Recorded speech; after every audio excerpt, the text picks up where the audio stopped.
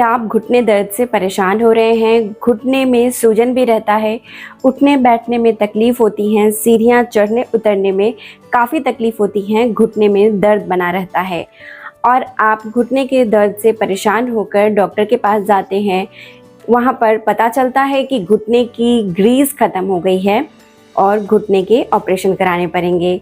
तो आज मैं आपको बताने वाली हूँ ऐसा रेमेडी जो साइंटिफिकली प्रूवन है और scientific based research based remedy आज आपके साथ मैं शेयर कर रही हूँ, जिसकी मदद से आपकी घुटने की दर्द को ख़त्म किया जा सकता है और इससे जुड़ी हुई जो समस्याएं हैं उसको भी ठीक किया जा सकता है।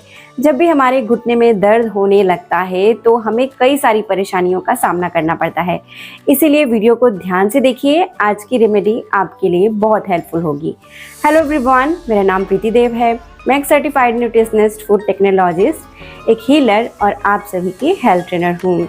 दोस्तों, जब भी घुटने में दर्द होने लग जाता है तो हम दर्द को कम करने के लिए पेन किलर दवाइयाँ खाना शुरू कर देते हैं। पेन किलर दवाइयाँ जब हम खा लेते हैं तो वो दर्द को थोड़ी देर के लिए दबा देता है, यानी कि सप्रेस कर देता है, लेकिन वह हमारे प्रॉब्लम को, जो घुटने दर्द हो या किसी भी जोड़ में दर्द की वजह से आप परेशान हो रहे हो, उसको थोड़ी देर के लिए ही ठीक करता है। लेकिन शरीर के अंदर जो यह दर्द का कारण है वह ख़त्म नहीं होता, जिसकी वजह से अंदर ही अंदर वह हमारे शरीर को या हड्डियों को खोखला करता चला जाता है, जिसकी वजह से आगे चलकर यह एक गंभीर रूप ले लेता है। तो इसके लिए हमें क्या करना चाहिए? तुरंत जो पेन किलर वाले दवाई हम खा लेते हैं, क्योंकि दर्द बर्दाश्त नहीं होता है, यह और भी तरह से साइड इफ़ेक्ट देता है जो हमारे शरीर में पेट को ख़राब करता है, यानी कि कॉन्स्टिपेशन की समस्या देने लगता है, गैस, कब्ज, एसिडिटी भी देने लग जाता है। और जैसे ही पेट खराब होती हैं, गैस, कब्ज, एसिडिटी रहने लगती हैं, वैसे ही हमारे शरीर का जो मेटाबॉलिज्म है वह बहुत स्लो हो जाता है, जिससे हमें बहुत सारे ऑटो इम्यून डिसऑर्डर्स भी होने लगते हैं, यानी कि इम्यूनिटी कम होने की वजह से कई सारी तकलीफ़ें। तो आज मैं आपको एक तरीका बता रही हूँ जो आपके पेन किलर दवाइयों का जो सिलसिला है उसको ख़त्म कर देगा और जो घुटने के ऑपरेशन कराने की आप सोच रहे हैं वो नौबत नहीं आने देगी। यह आपको बहुत मदद करने वाली है। बहुत ही ज़्यादा घरेलू उपचार मैं शेयर कर रही हूँ जो सस्ते दामों में मिल जाती हैं, और इसके बनाने का तरीका अगर आप जान लेंगे, आपके 4 से 5 मिनट लगने हैं सिर्फ इसे तैयार करने के लिए। कुछ भी नहीं करना है, आप इसे करना शुरू कर दीजिए। आपके घुटने की ग्रीस भी ख़त्म होगी और ओवरऑल हेल्थ भी ठीक होने लग जाएगा। दोस्तों, आज हम जानेंगे घुटने के जो ऑपरेशन कराने के हम सोच रहे हैं, घुटने में दर्द हो रही हैं या ग्रीस ख़त्म हो रही हैं, गैप बढ़ गई हैं, उसके पीछे का क्या कारण होता है। सबसे पहला जो कारण होता है शरीर में कैल्शियम की कमी होने लगना। कैल्शियम वाले खाने हम खाते हैं, लेकिन वो हमारे जो खाने हम खा रहे हैं वो हमारे लिए कैल्शियम दे रहा है या नहीं दे रहा है, ये हमें पता नहीं होता। या अगर कैल्शियम हम ले भी रहे हैं तो शरीर के अंदर एब्जॉर्प्शन की कमी, यानी कि कैल्शियम हमारे शरीर में एब्जॉर्ब हो रहा है या नहीं, लग रहा है या नहीं, पच रहा है या नहीं, ये मेन कारण होता है। और इसको पचाने के लिए क्या क्या चीज़ें चाहिए होती हैं, जैसे विटामिन डी चाहिए होती हैं, लेकिन विटामिन डी हमें पर्याप्त मात्रा में नहीं मिलती है क्योंकि हम पूरा वक्त एसी यानी कि एयर कंडीशनर में रहते हैं। दूसरा, मैग्नीशियम बहुत ज़रूरी होता है हमारे शरीर के लिए। मैग्नीशियम एब्जॉर्ब करने में मदद करता है, पाचन करने में मदद करता है कैल्शियम का। तीसरा कारण जो होता है वो न्यूट्रिशन की कमी होना, हड्डियां कमज़ोर होना, जिसकी वजह से ऑस्टियोपोरोसिस या ऑस्टियोआर्थराइटिस देखने को मिलते हैं।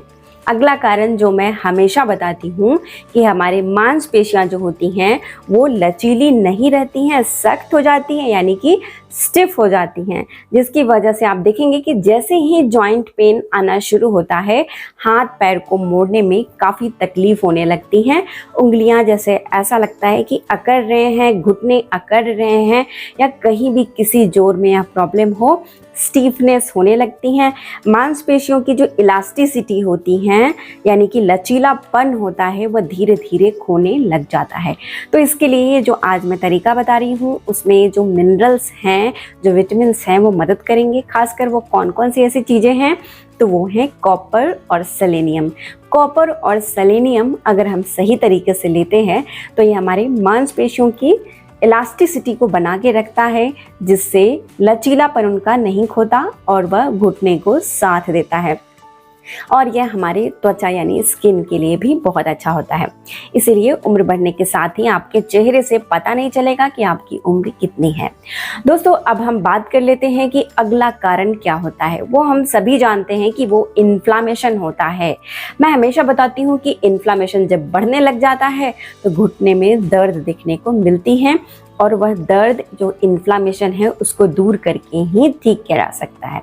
इसके बाद जो कारण होता है वो होता है डायबिटीज़ की वजह से भी जॉइंट पेन रहते हैं, घुटने खराब होते हैं, यानी खून में बहुत ज़्यादा मीठापन आने लग जाना, जिससे हड्डियाँ कमज़ोर होती हैं, मांसपेशियाँ कमज़ोर होती हैं और उम्र से पहले शरीर बूढ़ा होने लगता है। और इसके बाद जो कारण होता है वो होता है कि बहुत ज़्यादा गैस बनना। और हमें पता है कि आयुर्वेद की तरफ अगर हम चलते हैं तो गैस बनना यानी कि बहुत ज़्यादा वायु का इम्बैलेंस हो जाना भी एक कारण होता है घुटने खराब होने के और जॉइंट पेन के। और इन सभी की तरफ अगर बात किया जाए तो मेजर कारण जो सिर्फ एक है वो हमारा लाइफस्टाइल, यानी कि चाह कर भी अपने लाइफस्टाइल को बदल नहीं पाते।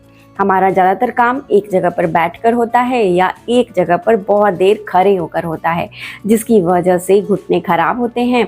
या अगर लाइफस्टाइल ठीक नहीं हो तो मोटापा बढ़ने लगता है, या वक्त पे अगर हम सोते नहीं हैं, सूर्य के साथ यानी सनराइज़ के साथ हम उठते नहीं हैं, सूर्य डूबने के साथ यानी कि सनसेट के साथ हम सोते नहीं हैं, खान पान उलटफेर हो जाना, यह सबसे बड़ा कारण होता है घुटने के खराब होने के लिए। तो आज जो मैं आपको तरीका बता रही हूँ इसे कैलिफोर्निया में भी रिसर्च बेस्ड है। ये कैलिफोर्निया में इसके ऊपर रिसर्च की गई थी, टेस्ट किया गया था और यह पाया गया कि यह जो रेमेडी है वो बहुत अच्छा काम करता है। चाहे वो घुटने के किसी भी तरह की समस्या हो उसको दूर करने में, दर्द हो, इन्फ्लामेशन हो, यूरिक एसिड बढ़ गया हो या फिर खून मीठा हो रहा हो यानी कि डायबिटीज शुगर हो, उसमें भी मदद करता है। मांसपेशियों के लचीलेपन को बनाए रखता है यानी कि इलास्टिसिटी को बनाए रखता है। फॉस्फोरस होने की वजह से हमारे घुटने को मजबूती देता है, जिससे घुटने खोखले नहीं होते हैं और ऑस्टियोपोरोसिस की समस्या से हम बच जाते हैं। इम्यूनिटी को बढ़ाता है और बहुत अच्छे मात्रा में सॉल्युबल इनसॉल्युबल फाइबर होने की वजह से पाचन को बढ़ाता है। अब यह ऐसा कौन सा सामग्री है दोस्तों? ये जो सामग्री है इसका नाम है बार्ले, जिसे हम जौ बोलते हैं। जौ का अगर फ़ायदा की बात की जाए तो अनगिनत है। जौ हमारे शरीर को अल्कलाइन बनाता है, और अगर आपको अपने घुटने को ठीक करनी है और अपने किसी भी तरह के जॉइंट पेन को ठीक करनी है तो अल्कलाइन चीज़ आपके लिए बहुत फ़ायदेमंद है। इसमें अच्छे मात्रा में सॉल्युबल फाइबर होने की वजह से हमने बताया कि डाइजेशन को इम्प्रूव करता है और मेटाबॉलिज्म को बढ़ा देता है, इम्यूनिटी बढ़ने लगती है। अगर आपको बार बार सर्दी खांसी जुकाम लग जाती है मौसम बदलने के साथ तो आपके लिए बहुत अच्छा है। ये डायूरेटिक होता है, यानी कि अगर आपके पेट साफ नहीं है, कुछ लोगों को पेट खराब होने की समस्या है या कब्ज है, तो उसमें भी यह बहुत फ़ायदेमंद होता है। इसमें अच्छे मात्रा में मैग्नीशियम, फॉस्फोरस, कैल्शियम, सेलेनियम, ये सारी चीज़ें होती हैं और फाइबर होती हैं, जिसकी मदद से यह आपके लिए एक वरदान साबित हो सकता है।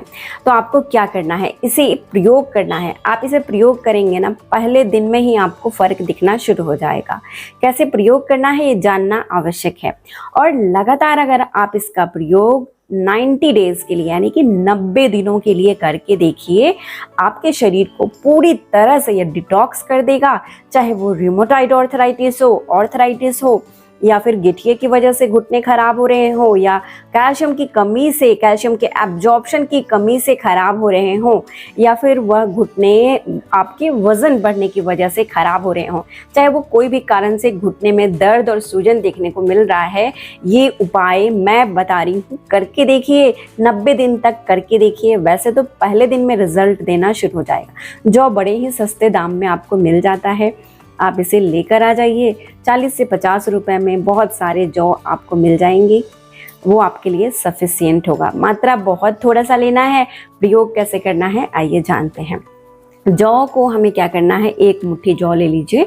एक मुट्ठी जौ यानी कि 50 ग्राम जौ। अब इसे कैसे नापेंगे, तो एक छोटे चम्मच से, चम्मच दो तरह के होते हैं, छोटे चम्मच यानी कि 1 टीस्पून 5 ग्राम की होती है, 5 ग्राम की, तो आप इसे 50 ग्राम लेंगे। तो आप बड़े चम्मच अगर लेंगे तो उसमें एक चम्मच जो होती है वो 15 ग्राम की होती है, यानी 15 ग्राम की होती है। तो आपको 50 ग्राम लेना है, उसी हिसाब से आप इसे चम्मच से देख लें, नाप लें, या फिर एक मुट्ठी आप जौ ले लें। अब इसे क्या करनी है, आपको लेनी है 500 ml यानी 500 ml वाटर। अब 500 ml वाटर, एक बड़े ग्लास से एक ग्लास पानी आपको लेना है। ये 500 ml वाटर होती है, और यह पानी जो आपको लेना है नॉर्मल टेम्परेचर का लेना है, और एक शीशे के ग्लास में ही लेना है। शीशे यानी कि शीशे का ग्लास हो, जार हो, या शीशे का बर्तन हो, ये ध्यान रखिएगा, यही लेना है। कोई भी मेटल का बर्तन आपको नहीं लेनी है। और इसमें एक मुट्ठी जौ को रख देना है। जौ को रखने के पहले उसे अच्छे से धोकर साफ़ कर लीजिए कि उसमें अगर कोई भी गंदगी है तो वो साफ़ हो जाए। उसके बाद उसको वह पानी में, एक गिलास पानी में आपको जौ को डाल देनी है, और इसे आपको पूरी रात छोड़ना है, यानी कि कम से कम 12 से 14 घंटे तक छोड़ना है, यानी कि 12 आवर्स से लेके 14 आवर्स तक छोड़ना बहुत ज़रूरी है। अब जब आप सुबह सोकर उठते हैं, आपके 12 घंटे पूरे हो जाते हैं, तो आपको क्या करनी है, इसे एक बर्तन में रख लेनी है, कोई सा भी बर्तन।